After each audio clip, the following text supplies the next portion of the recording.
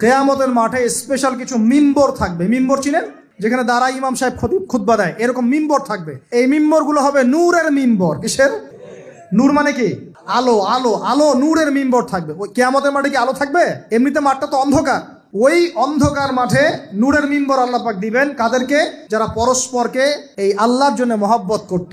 আর নবীগণ শহীদগণ তাদের দিকে তাকায় থাকবে। তাকায় নবীগণ শহীদগণ পর্যন্ত এই মানুষগুলোকে দেখে ঈর্ষা করবে, কাশ আমরাও যদি এমন হতে পারতাম।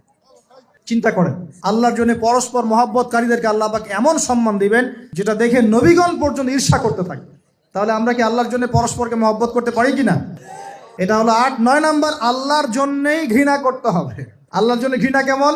যেমন কেউ ইসলামকে পছন্দ করে না, কটূক্তি করে, ইসলামের এইটা ভালো না ওইটা ভালো না, ইসলামের সাথে দুশ্মনী করে ভিতর থেকে বাইরে থেকে, আপনি ওদেরকে ভালোবাসতে পারবেন না।